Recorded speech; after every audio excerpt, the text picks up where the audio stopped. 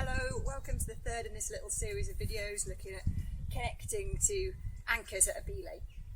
So far I've looked at using the rope to connect to in-reach and out-of-reach anchors, and today I'm going to look at using a sling. So why might I want to use a sling?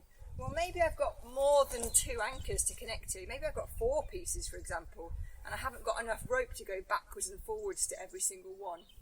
Or maybe I'm on a multi-pitch route and I'm leading all of the pitches, and I want a nice, simple, single point anchor to do the changeovers from. So let's have a look at some ways that I can do this. So I'm going to connect onto the anchors, get that sewn point just out the way by one of the carabiners, otherwise it will get in the way later, and I'm going to work out where that central point needs to be to make it in line with where I'm sitting to belay. And I can now tie an overhand knot. And just like in the previous couple of videos, I've got equally tensioned and independent sides to this system. So super important, those principles get repeated and repeated whatever we're doing. Another thing that's nice here is this angle. It's not too wide. So if I keep the angle nice and narrow, roughly like this, then the force is going to be nicely shared between these two anchors. So what happens if I haven't got enough space to tie this knot? Well, I can tweak the system a little bit.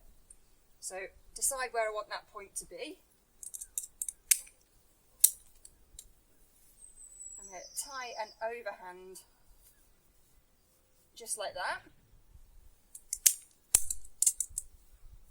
And I might need to shuffle it along slightly because I want that overhand knot to be central to where I want the pull. And then what I've effectively done here is created 2 separate slings. So as long as I clip in through those 2 separate loops, I've got a system that once again is acting independently, and it's equally tensioned, and I've kept that angle nice and narrow.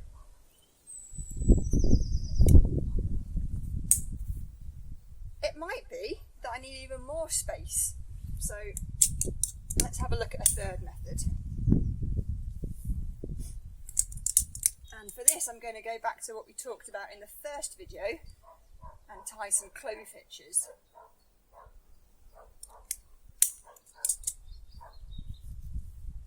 And importantly, making sure that I've got a little bit of slack between these 2 anchors, so they're still acting independently. Now, if I was just to clip here, that's not independent. So I need my little knot.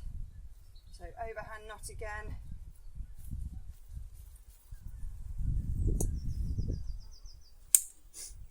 And once again, I've got my system that is independent and equally tensioned. So the next thing I'd be deciding, is this in reach or out of reach? So how am I going to connect to that based on the things we were talking about in the first couple of videos, and making sure that I'm really tight on this because there's no give in this sling. So I don't want to be loose on this system and then hold my partner falling and shock load this in any way. So I'm going to be as tight as I can get.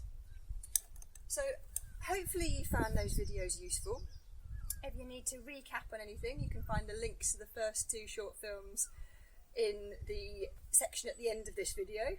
In fact, they might even be up on the screen now. And I'll see you next time.